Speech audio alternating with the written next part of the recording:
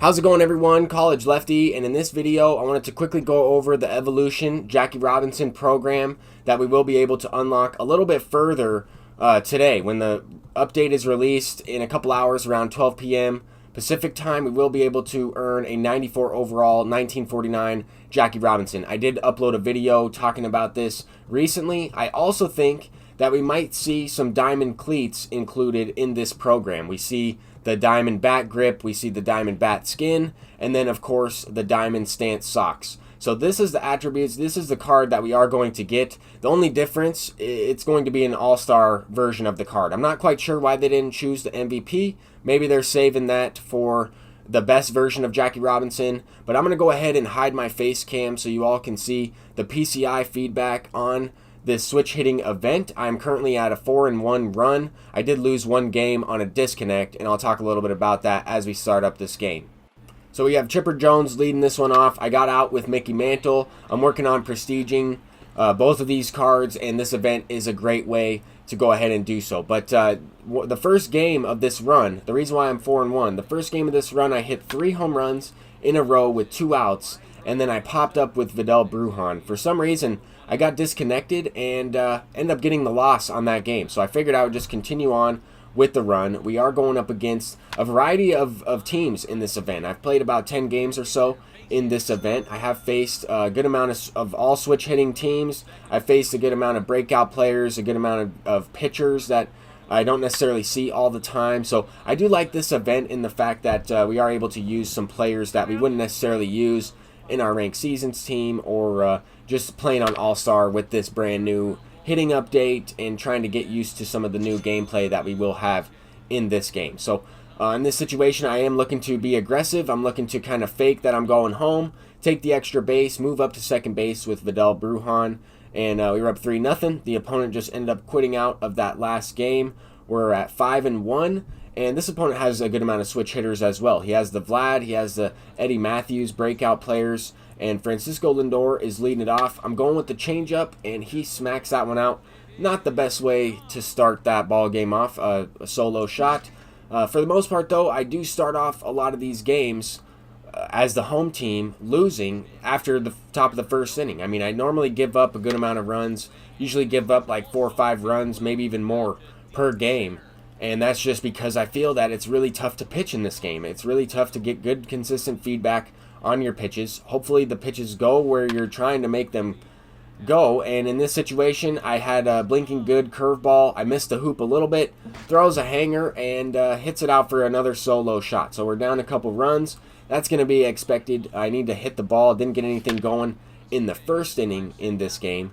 But Carlos Santana picking us up with the leadoff double to start off this next one. Have to take advantage. Anytime you start the inning off with the leadoff extra base hit, you really have to take advantage and score that run. Here we have Carlos Gonzalez. I definitely swung way too early on that pitch. I read that it was a fastball or a sinker up in the zone. Tried to get the PCI up there and just rolled it over to first base, but it does do the job. It moves the runner over. However, he's not able to score on this hit. That's a pretty good example of hitting a pitch up above the zone.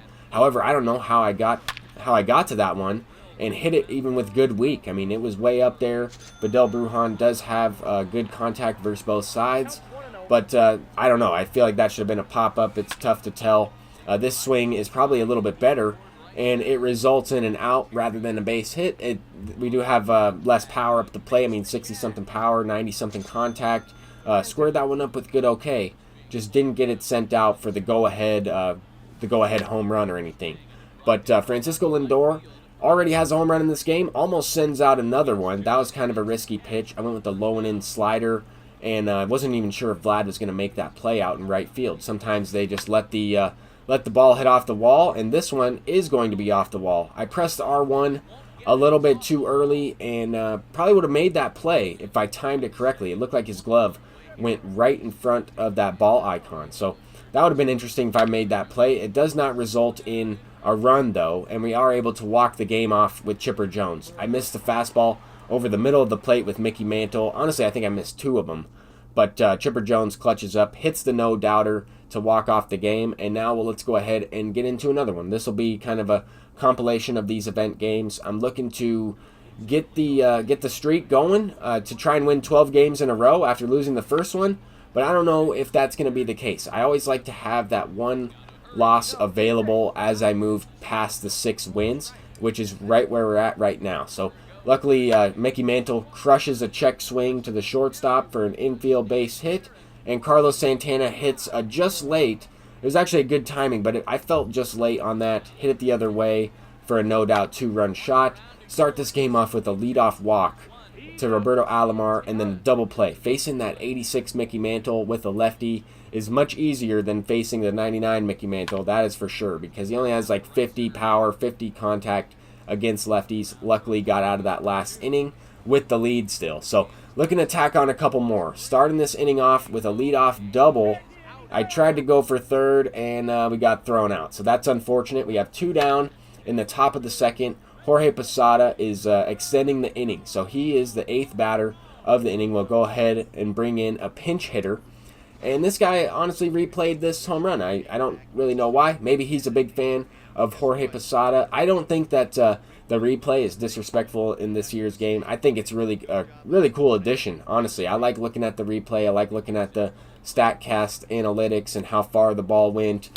People replay it against me. I'm not going to get upset. I shouldn't have given up the home run in the first place. But in this game, you're bound to give up a lot of runs. You're bound to give up tons of home runs. And Eddie Matthews goes deep with a no-doubter as well.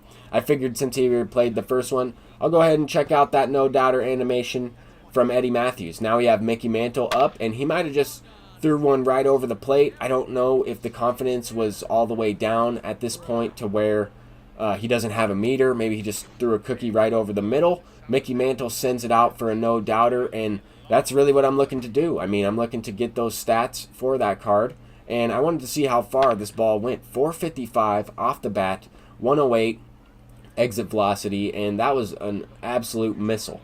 And in these games, I mean, I'm always looking to extend the lead. I'm never going to, lay off on the opponent. I'm always looking to steal bases. I'm always looking to take the extra base if possible. I don't think that any lead is ever safe in MLB The Show. Here, Vidal Brujan is having his second at-bat in the same inning. We actually bat around in the inning, but I started off the inning with a couple outs. So pretty much bat around with 2 outs in this one, but the opponent responds with bases loaded and a grand slam from Adam Dunn. So this is exactly why you never really want to take it easy on your opponent, regardless of how many innings it is, regardless if you're up by 10, 15 runs.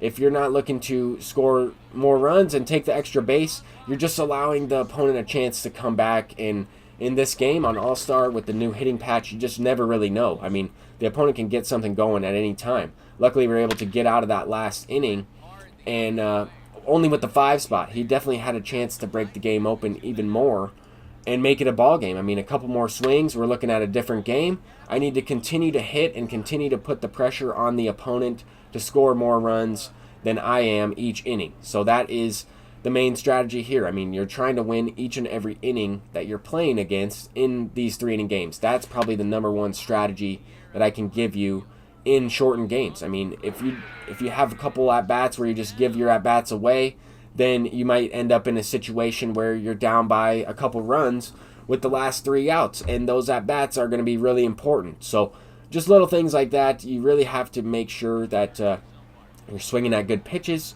you're taking a lot of good pitches, and you're swinging at pitches that you're able to hit really well.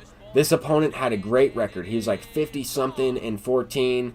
Definitely a solid record. He has all the cards. He has Mickey Mantle. He has a really good switch hitting lineup as well. And I'm looking to tie the game up with Mickey Mantle myself. Good on a pitch just below the zone. All right exit velocity, 96 exit velocity for that changeup is okay. But the opponent is extending the lead. He starts it off with a couple base hits. I had to go to Robin Roberts out of the bullpen. Most of the other guys were tired. I used Eric Gagne for like 2 1/3 inning in that last game, so he was done in this one. Wasn't able to use him, and I would have liked to, because this guy could definitely hit. I don't really think it would have mattered who I used in this game. He was going to hit him regardless, but I definitely had some chances to score. That first inning, I kind of gave away some outs like I was talking about a little bit ago, but looking to try and chip away here in the bottom of the second. I started off the inning with the leadoff double and unable to capitalize on that situation. So I just knew that this game was going to be really tough. The chances that I had, I kind of just squandered them away. But we do have an opportunity here to get some stats done with this Mickey Mantle. We have Chipper Jones up, and he's going to hit a home run to tack on some RBIs. We got an extra base hit from Mantle. So even though I end up losing this last game and losing the run, it's all good. That's going to do it for this video. Hopefully you guys are able to grind out the Jackie Robinson a little bit later today. And peace out.